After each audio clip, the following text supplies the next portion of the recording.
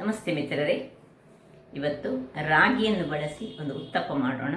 ಬಹಳ ಹೆಲ್ದಿಯಾದ ಒಂದು ದೋಸೆ ಸಹ ಮಾಡ್ಬೋದು. ಇದರಲ್ಲಿ ನಾನು ಮಾಡಿದಂತಹ ಬ್ಯಾಟ್ರಲ್ಲಿ ಉತ್ತಪ್ಪನೂ ಮಾಡ್ಬೋದು, ದೋಸೆನೂ ಮಾಡ್ಬೋದು. ಫರ್ಮೆಂಟೇಷನ್ ಎಲ್ಲ ಏನಿಲ್ಲ, ಆಗಾಗಲೇ ಮಾಡುವಂತಹದ್ದು. ಹಾಗಾದರೆ ಯಾರೆಲ್ಲ ನನ್ನ ಚಾನಲನ್ನು ನೋಡ್ತಿದ್ದೀರಿ, ಯಾರೆಲ್ಲ ಇನ್ನು ಸಬ್ಸ್ಕ್ರೈಬ್ ಮಾಡಿಲ್ಲ, ದಯವಿಟ್ಟು ಸಬ್ಸ್ಕ್ರೈಬ್ ಮಾಡಿ ಸಪೋರ್ಟ್ ಮಾಡಿ ಅಂತ ಹೇಳ್ತಾ ಬನ್ನಿ. ಯಾವ ರೀತಿಯಲ್ಲಿ ಈ ರಾಗಿ, ನಿಮಗೆಲ್ಲ ಗೊತ್ತಿರುವ ಹಾಗೆ ರಾಗಿಯ ಆರೋಗ್ಯಭರಿತ ಅಂಶಗಳು ಹಲವಾರು.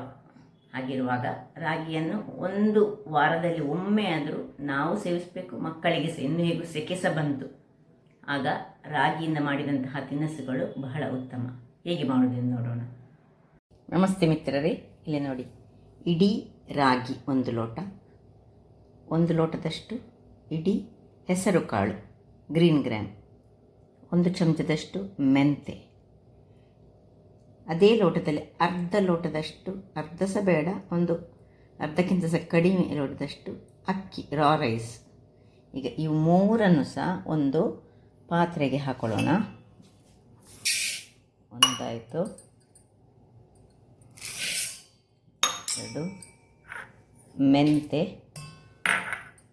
ಹಾಗೂ ಅಕ್ಕಿ, ಇವುಗಳನ್ನು ಹಾಕಿ ಇದನ್ನು ನೀರು ಹಾಕಿ ಚೆನ್ನಾಗಿ ತೊಳೆದುಕೊಳ್ಳೋಣ. 3 ಬಾರಿ ತೊಳೆದುಕೊಂಡು ಇದನ್ನು ರಾತ್ರಿ ಇಡೀ ನೆನೆ ಹಾಕಿ ಇಡ್ತೇನೆ. ನಾಳೆ ಬೆಳಿಗ್ಗೆ ಇದನ್ನು ಏನು ಮಾಡೋದೆಂದು ತೋರಿಸ್ಕೊಡ್ಲಿದ್ದೇನೆ. ವೀಕ್ಷಕರೇ, ಇಲ್ಲಿ ನೋಡಿ, ರಾತ್ರಿ ನೆನೆಸಿಟ್ಟಂತಹ ರಾಗಿ, ಹೆಸರು ಹಾಗೂ ಸ್ವಲ್ಪ ಅಕ್ಕಿ ಈಗ ಒಳ್ಳೆ ನೆಂದಿದೆ.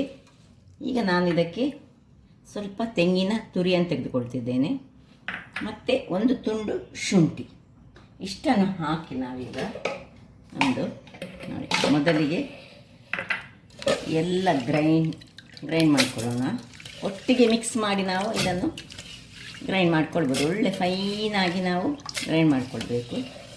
ಈಗ ಇದಕ್ಕೆ ತೆಂಗಿನ ತುರಿ, 1 ತುಂಡು ಶುಂಠಿ ಮತ್ತು ಉಪ್ಪು, ರುಚಿಗೆ ತಕ್ಕಷ್ಟು ಉಪ್ಪು ಹಾಕ್ಕೊಂಡು ಈಗ ನೀರು ಹಾಕಿ, ಸ್ವಲ್ಪ ನೀರು ಹಾಕಿ ಗ್ರೈಂಡ್ ಮಾಡೋಣ. ವೀಕ್ಷಕರೇ, ಇಲ್ಲಿ ನೋಡಿ, ಗ್ರೈಂಡ್ ಆಗಿ ಬಂತು. ಇಷ್ಟು ನೋಡಿ ಫೈನಾಗಿ ಮಾಡಬೇಕು ನಾವು. ರಾಗಿ ಅದರಿಂದಾಗಿ ಸ್ವಲ್ಪ ಫೈನ್ ಆಗಬೇಕು. ಸೊ ಇದನ್ನೀಗ ಒಂದು ಪಾತ್ರೆಗೆ ಟ್ರಾನ್ಸ್ಫರ್ ಮಾಡೋಣ. ತುಂಬ ನೀರು ಸಹ ಬೇಡ. ನಾನು ಗ್ರೈಂಡ್ ಮಾಡುವಾಗ ತುಂಬ ನೀರು ಸಹ ಹಾಕ್ಕೊಳ್ಳಿಲ್ಲ, ಯಾಕಂದರೆ ಸುರಿಗೆ ಖಾಲಿ ಗ್ರೈಂಡ್ ಮಾಡಿಕೊಂಡೆ. ಮತ್ತು ಸ್ವಲ್ಪ ನೀರನ್ನು ಹಾಕ್ಕೊಂಡು ಈ ಒಂದು ಲೋಟದಲ್ಲಿ 1/4 ಲೋಟದಷ್ಟು ನೀರು ಹಾಕಿದ್ದೇನೆ. ಈಗ ಸ್ವಲ್ಪ ಮಿಕ್ಸಿ ತೊಳಿಲಿಕ್ಕೆ ಮಾತ್ರ ಒಂದು 2-3 ಚಮಚದಷ್ಟು ನೀರನ್ನು ಹಾಕೊಳ್ಳೋಣ.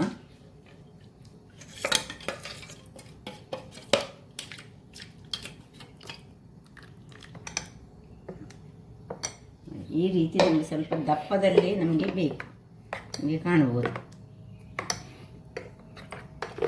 ಇದಕ್ಕೆ ಏನು ನಾವು ಸೋಡಾ ಗಿಡ ಏನು ಹಾಕ್ತಾ ಇಲ್ಲ, ಸೀದಾ ತೆಂಗಿನ ತುರಿ ಮತ್ತು ಈ ಹೆಸರು ಕಾಳು ಇದನ್ನು ಸಾಫ್ಟ್ ಮಾಡ್ತದೆ. ಅದರಿಂದಾಗಿ ನೋಡಿ, ಸ್ವಲ್ಪ ಹೀಗೆ ತಿರುಗಿಸಿ ಒಂದು 5 ನಿಮಿಷ ಇದನ್ನು ಹೀಗೆ ಮುಚ್ಚಿಟ್ಟುಕೊಳ್ಳೋಣ. ಒಂದು 10 ನಿಮಿಷ ಹೀಗೆ ಇಟ್ಕೊಂಡೆ ನಾನು. ನೋಡಿ, ಇಟ್ಟು ಸ್ವಲ್ಪ ಹಗುರ ಆಯಿತು ನೋಡಿ. ಸ್ವಲ್ಪ ಹೀಗೆ ಕಲಡಿಸ್ಕೊಳ್ಳೋಣ ಒಂದು 2-3 ನಿಮಿಷ. ಇಲ್ಲಿ ಕಾವಲಿಯನ್ನು ಬಿಸಿಯಾಗಿ ಇಟ್ಕೊಳ್ಳೋಣ.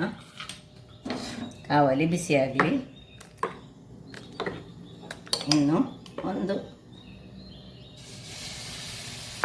ಸೌಟ್ ತೆಗೆದುಕೊಂಡು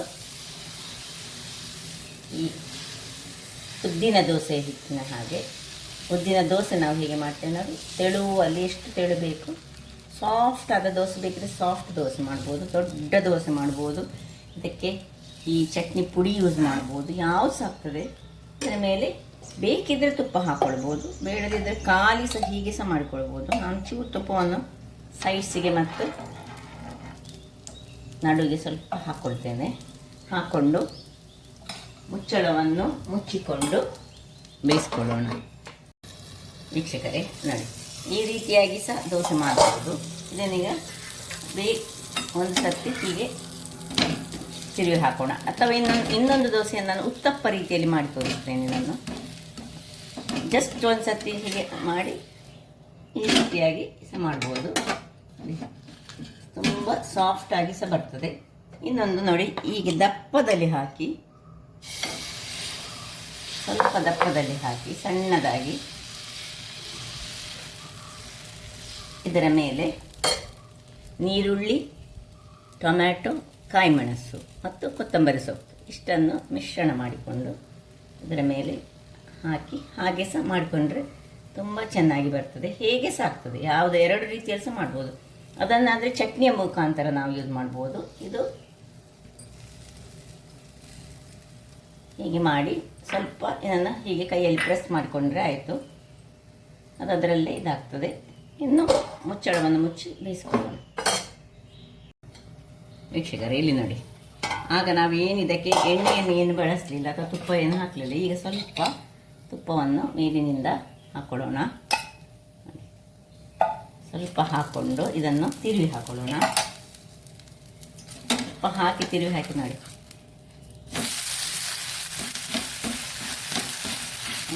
ಒಂದು ನಿಮಿಷಗಳ ಕಾಲ ಹೀಗೆ ಬೇಯಿಸ್ಕೊಳ್ಳೋಣ. ಆಯಿತು ವೀಕ್ಷಕರೇ, ನೋಡಿ ರೆಡಿ ಆಯಿತು. ಯಾವ ರೀತಿಯಲ್ಲಿ ಬಂದು ನೋಡಿ, ಒಂದು ಈ ರೀತಿಯ ದೋಸೆ, ಇನ್ನೊಂದು ಈ ರೀತಿಯ ದೋಸೆಗಳು ಎರಡು ಸಹ ಚೆನ್ನಾಗಿ ಬರ್ತದೆ. ಯಾವ ರೀತಿ ಉತ್ತಪ್ಪ ಕಾಯಿಪಲ್ಯ ಸಹ ಮಾಡ್ಬೋದು ಅಥವಾ ಪ್ಲೇನ್ ದೋಸೆಯಾಗಿ ಸಹ ಮಾಡ್ಕೊಳ್ಬೋದು. ಉತ್ತಪ್ಪ ದೋಸೆಯಾಗಿ ಮಾಡಿದ ಸಹ ನೋಡಿ, ಚಟ್ನಿಯೊಂದಿಗೆ, ಯಾವುದೇ ಒಂದು ಚಟ್ನಿಯೊಂದಿಗೆ ಇದನ್ನು, ಯಾವುದು ತೆಂಗಿನಕಾಯಿಯ ಚಟ್ನಿ ಇದಕ್ಕೆ ತುಂಬ ಚೆನ್ನಾಗಿ ಸೂಟ್ ಆಗ್ತದೆ. ಅಥವಾ ಟೊಮ್ಯಾಟೊ ಚಟ್ನಿಯನ್ನು ಸಹ ಮಾಡಿ ತಿನ್ಬೋದು. ಹಾಗಾದರೆ ನೋಡಿದ್ರಲ್ಲ ವೀಕ್ಷಕರೇ, ನನ್ನ ಈ ಕುಕಿಂಗ್ ಚಾನಲ್ ನಿಮಗೆ ಇಷ್ಟ ಆದರೆ ಬೋಳೂರು ಸುವರ್ಣ ಚಾನಲನ್ನು ಲೈಕ್ ಮಾಡಿ, ಶೇರ್ ಮಾಡಿ ಹಾಗೂ ಸಬ್ಸ್ಕ್ರೈಬ್ ಮಾಡಿ ಹಾಗೂ ನನ್ನ ಇನ್ಸ್ಟಾಗ್ರಾಮ್ ಪೇಜನ್ನು ಫಾಲೋ ಮಾಡಿ. ಧನ್ಯವಾದಗಳು.